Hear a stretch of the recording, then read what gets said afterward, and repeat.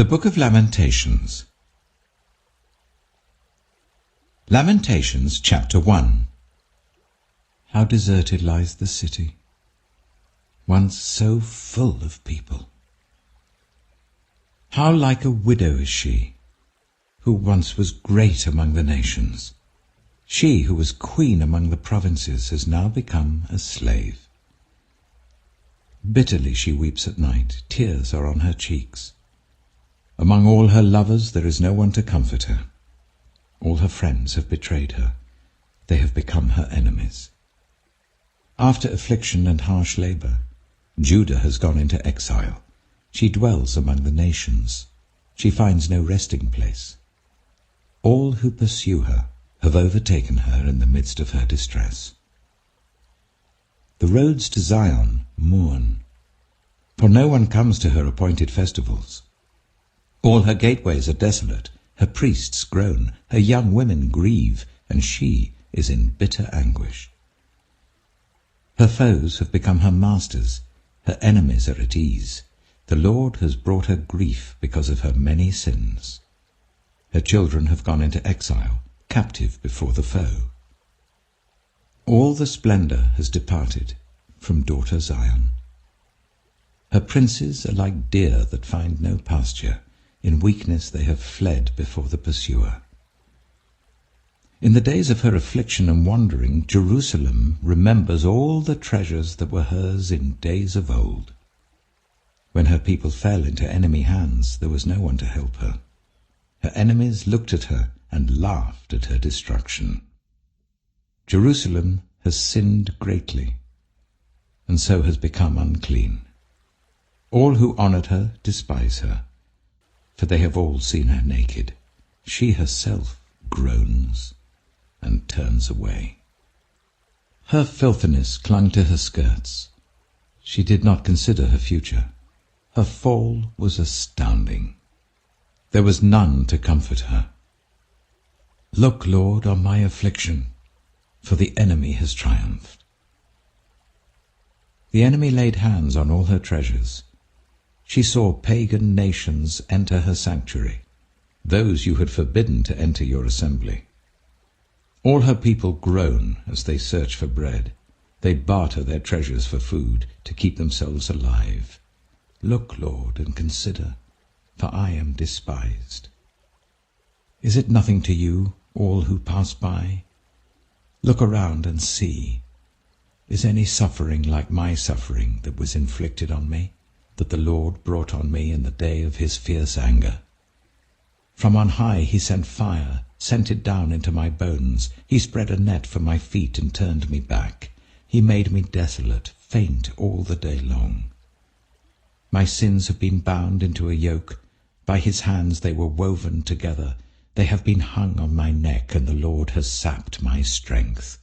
He has given me into the hands of those I cannot withstand.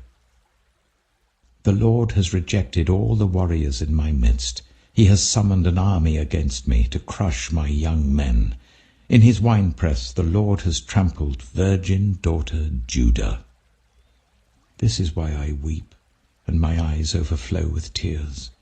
No one is near to comfort me, no one to restore my spirit. My children are destitute because the enemy has prevailed. Zion stretches out her hands, but there is no one to comfort her. The Lord has decreed for Jacob that his neighbors become his foes. Jerusalem has become an unclean thing among them. The Lord is righteous, yet I rebelled against his command. Listen, all you peoples, look on my suffering. My young men and young women have gone into exile. I called to my allies, but they betrayed me. My priests and my elders perished in the city while they searched for food to keep themselves alive. See, Lord, how distressed I am. I am in torment within, and in my heart I am disturbed, for I have been most rebellious. Outside the sword bereaves, inside there is only death. People have heard my groaning, but there is no one to comfort me. All my enemies have heard of my distress. They rejoice at what you have done. May you bring the day you have announced, so that they may become like me. Let all their wickedness come before you. Deal with them as you have dealt with me because of all my sins. My groans are many, and my heart is faint. Lamentations chapter 2. How the Lord has covered daughter Zion with the cloud of his anger. He has hurled down the splendor of Israel from heaven to earth. He has not remembered his footstool in the day of his anger. Without pity the Lord has swallowed up all the dwellings of Jacob. In his wrath he has torn down the strongholds of daughter Judah. He has brought her kingdom and its princes down to the ground in dishonor.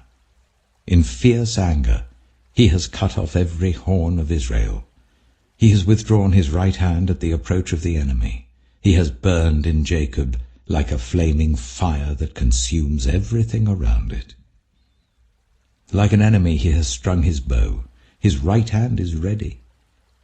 Like a foe he has slain all who are pleasing to the eye.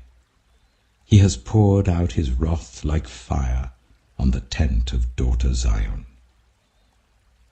The Lord is like an enemy. He has swallowed up Israel. He has swallowed up all her palaces and destroyed her strongholds. He has multiplied mourning and lamentation for daughter Judah. He has laid waste his dwelling like a garden. He has destroyed his place of meeting.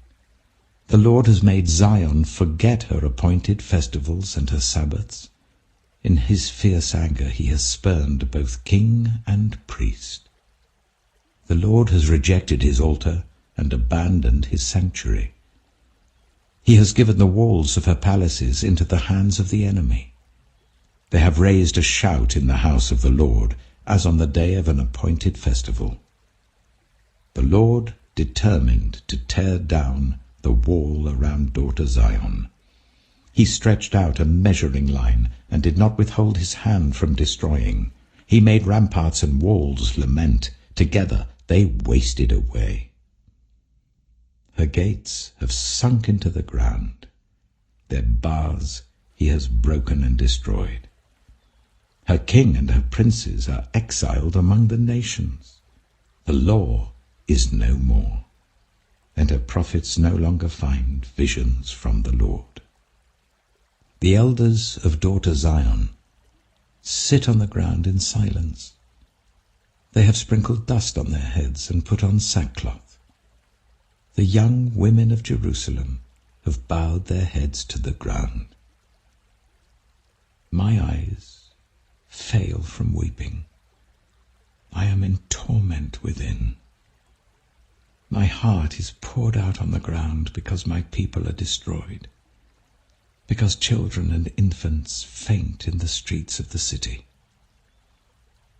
They say to their mothers, "Where is bread and wine?"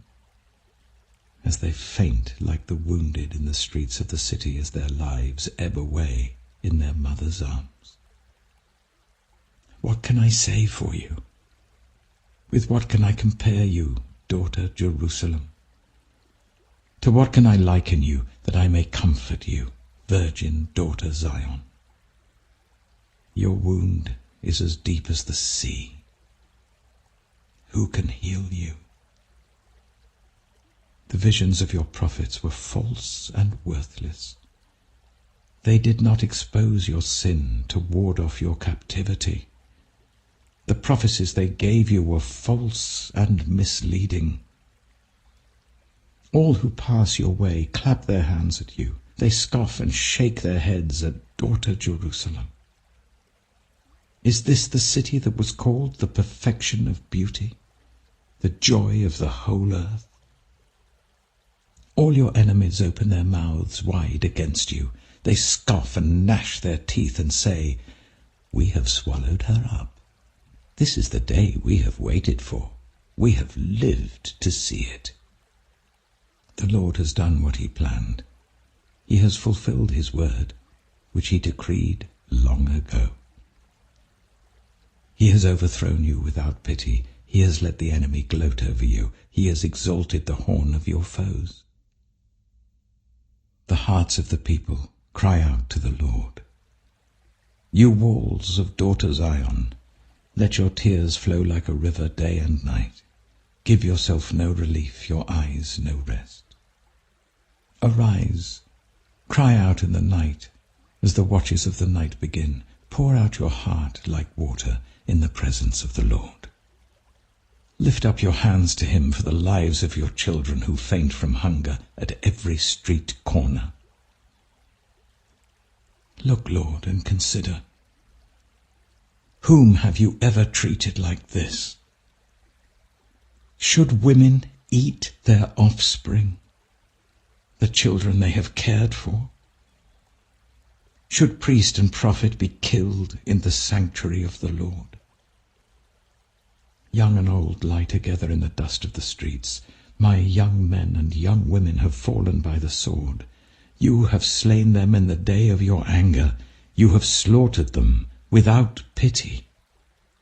As you summoned to a feast day, so you summoned against me terrors on every side.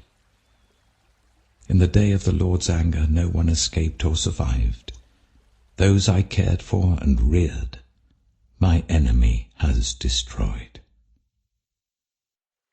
The Book of Obadiah. The vision of Obadiah. This is what the sovereign Lord says about Edom. We have heard a message from the Lord. An envoy was sent to the nations to say, Rise, let us go against her for battle. See, I will make you small among the nations. You will be utterly despised. The pride of your heart has deceived you, you who live in the clefts of the rocks, and make your home on the heights, you who say to yourself, Who can bring me down to the ground? Though you soar like the eagle and make your nest among the stars, from there I will bring you down, declares the Lord. If thieves came to you, if robbers in the night, oh, what a disaster awaits you! Would they not steal only as much as they wanted? If grape pickers came to you, would they not leave a few grapes? But how Esau will be ransacked, his hidden treasures pillaged. All your allies will force you to the border, your friends will deceive and overpower you. Those who eat your bread will set a trap for you, but you will not detect it. In that day, declares the Lord, will I not destroy the wise men of Edom, those of understanding in the mountains of Esau? Your warriors, Teman, will be terrified, and everyone in Esau's mountains will be cut down in the slaughter. Because of the violence against your brother Jacob, you will be covered with shame. You will be destroyed forever. On the day you stood aloof, while strangers carried off his wealth and foreigners entered his gates and cast lots for Jerusalem, you were like one of them. You should not gloat over your brother in the day of his misfortune, nor rejoice over the people of Judah in the day of their destruction, nor boast so much in the day of their trouble. You should not march through the gates of my people in the day of their disaster, nor gloat over them in their calamity in the day of their disaster, nor seize their wealth in the day of their disaster. You should not wait at the crossroads to cut down their fugitives, nor hand over their survivors in the day of their trouble. The day of the Lord is near for all nations. As you have done, it will be done to you. Your deeds will return upon your own head. Just as you drank on my holy hill, so all the nations will drink continually. They will drink and be as if they had never been. But on Mount Zion will be deliverance, it will be holy, and Jacob will possess his inheritance. Jacob will be a fire, and Joseph a flame. Esau will be stubble, and they will set him on fire and destroy him. There will be no survivors from Esau. The Lord has spoken. People from the Negev will occupy the mountains of Esau, and people from the foothills will possess the land of the Philistines.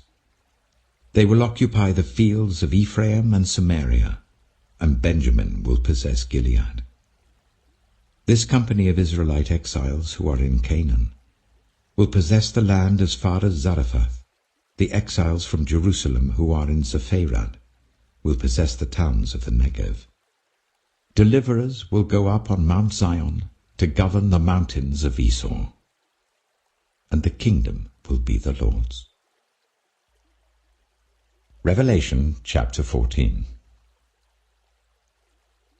Then I looked, and there before me was the Lamb, standing on Mount Zion, and with him 144,000 who had his name and his Father's name written on their foreheads.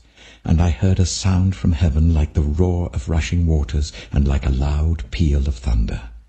The sound I heard was like that of harpists playing their harps. And they sang a new song before the throne and before the 4 living creatures and the elders. No one could learn the song except the 144,000 who had been redeemed from the earth. These are those who did not defile themselves with women, for they remained virgins. They follow the Lamb wherever he goes. They were purchased from among mankind and offered as first fruits to God and the Lamb. No lie was found in their mouths. They are blameless. Then I saw another angel flying in mid-air, and he had the eternal gospel to proclaim to those who live on the earth, to every nation, tribe, language, and people. He said in a loud voice, "Fear God and give him glory, because the hour of his judgment has come. Worship him who made the heavens, the earth, the sea, and the springs of water." A second angel followed and said, "Fallen, fallen is Babylon the Great, which made all the nations drink the maddening wine of her adulteries." A third angel followed them and said in a loud voice, "If anyone worships the beast and its image, and receives its mark on their forehead or on their hand, they too will drink the wine of God's fury, which has been poured full strength into the cup of his wrath. They will be tormented with burning sulphur in the presence of the holy angels and of the Lamb, and the smoke of their torment will rise for ever and ever. There will be no rest, day or night, for those who worship the beast and its image, or for anyone who receives the mark of its name." This calls for patient endurance on the part of the people of God, who keep his commands and remain faithful to Jesus. Then I heard a voice from heaven say, "Write this: Blessed are the dead who die in the Lord from now on." "Yes," says the Spirit, "they will rest from their labor, for their deeds will follow them." I looked, and there before me was a white cloud, and seated on the cloud was one like a son of man, with a crown of gold on his head and a sharp sickle in his hand. Then another angel came out of the temple and called in a loud voice to him who was sitting on the cloud, "Take your sickle and reap, because the time to reap has come, for the harvest of the earth is ripe." So he who was seated on the cloud swung his sickle over the earth, and the earth was harvested. Another angel came out of the temple in heaven, and he too had a sharp sickle. Still another angel, who had charge of the fire, came from the altar and called in a loud voice to him who had the sharp sickle, "Take your sharp sickle and gather the clusters of grapes from the earth's vine, because its grapes are ripe." The angel swung his sickle on the earth, gathered its grapes, and threw them into the great winepress of God's wrath. They were trampled in the winepress outside the city, and blood flowed out of the press, rising as high as the horses' bridles for a distance of 1,600 stadia.